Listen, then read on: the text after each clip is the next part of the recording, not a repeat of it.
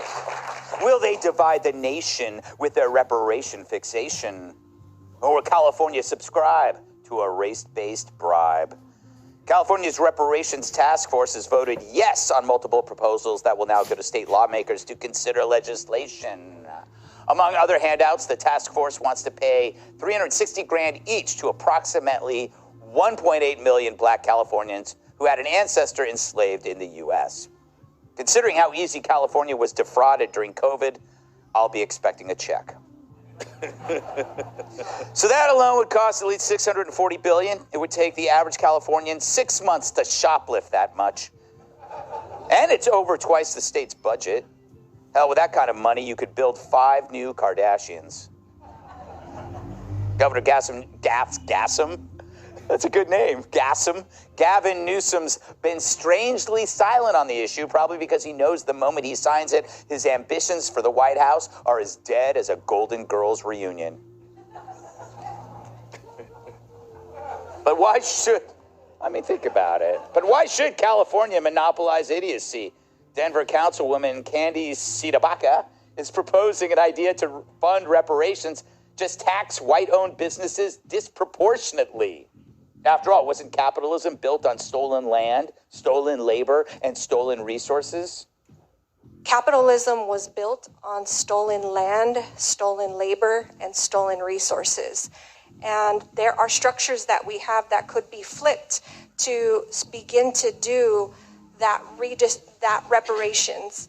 Instead of a bid collecting extra taxation from the black and brown businesses that are struggling, you could be collecting those extra taxes from white-led businesses all over the city and redistributing them to black and brown-owned businesses. Oh, yeah, that's great. Don't we do that already, though? I'm pretty sure the millions I pay in taxes are not going to things that I actually use, like super yachts, gold-plated toilet seats, and, of course, kidnapping insurance. Anyway, I feel bad for her. She hates America more than Hunter Biden hates Bring Your Daughter to Work Day. All right, Kat. Imagine you're living in California. You didn't have any slaves. Your family came from Poland, I think, right? Yes. Yes. Both of those are true. Like, wouldn't it be in your right to sue the state for basically theft? Well, yeah, this is never going to actually happen. Mm-hmm. And they know that, which is, it would cost like 2.5 times the annual budget is the estimate. And the legality of it is obviously probably not going to be allowed. So it's a great way for politicians to say, okay, this sounds great. It's like when a friend's like, oh, I would help you bury a body. It's like, okay, you know that I'm never going to ask you to do that, but can you pick up my cat from the vet? And then they're like, well, no, I wouldn't do that. So it's really easy to try to be like, look how much I care that I will offer this really, really awesome, intense, huge thing to you, but really you're offering nothing because it is so intense that it'll never actually happen. Yeah, Jay, what do you think of this? If you were living in California in this past, would you move? I could not stay there. No, I'd open a pizza shop called Black Owned Pizza. Name it whatever you want. This is such a radical idea that I'm concerned it's like one racist doing the thing. You ever see the thing where they tell people they've won free Yankees tickets and they just get them all to come to a warehouse? Yes. And arrest them for like child support payments or something?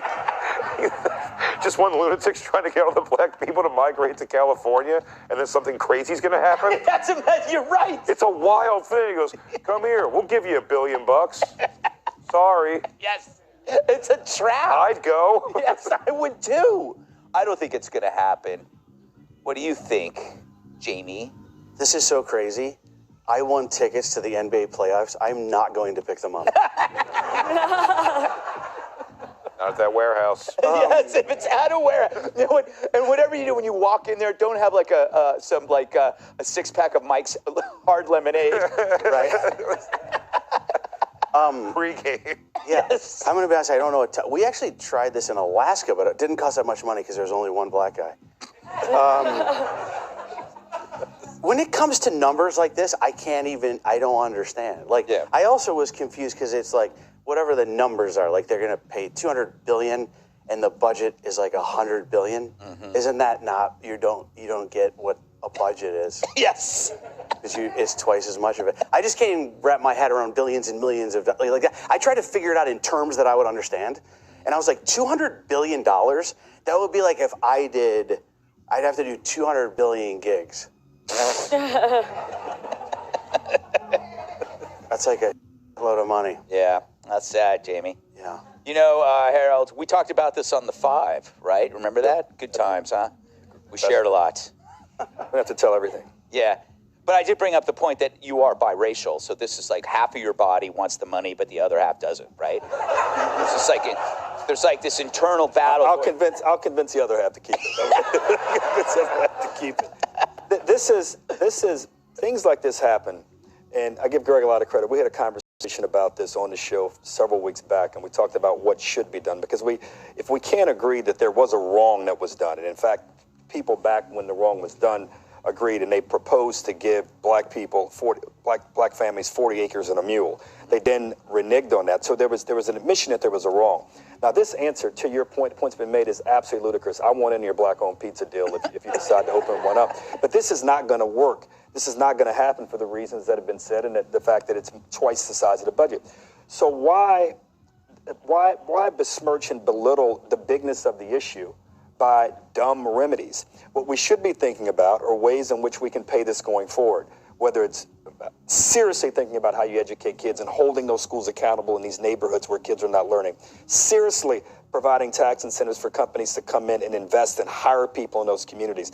Rich kids get tutored, poor kids should get educated and tutored as well. These are the things, including making broadband accessible in all these communities, where oftentimes you go through some of these neighborhoods and your phones don't work. They don't work as well as they do in other neighborhoods. I know, these are the kinds of things, drugs. These are the kinds of things we should be thinking about, as opposed to nonsensical ideas that won't work. I'm happy to come to Alaska and double that population if you guys do decide to do something differently. But it's nonsense to talk about this. And again, it makes the issue, it distorts the importance of the issue. But what? Okay, we got to go. But I got to say, all of the things that you mentioned make sense. But they never happen. It's usually the white progressive that doesn't like it, right? It's like if you want to go into a community, then they call that, what do they call that? What's the word? Where you try to gentrification. Yeah. And then if you leave, it's called white flight. So you can't win no matter what. And then they call them food deserts. But then when the places move in and they get shoplifted and they leave, then you have a food desert again. It's like I wish that. Then we got to do the things that keep them there. If it's more police, if it's more teachers, you pay teachers more to look. But then the white left will say to fund the police. Well, then we should move them out of the conversation. We have great things going on in this city. A school called Success Academy, and you have a lot of people in my party who are to the left of me who don't like some of the things they're doing. The kids are learning at a rate better and faster than they are in the best private schools in the city. That's what we ought to be replicating. Yeah, I would pay for that. Well, I'm saying that figuratively. I still want to go to Alaska. You're not getting near my money. Nobody. Up next, RFK Jr. on the CIA plot. The day Kennedy was shot.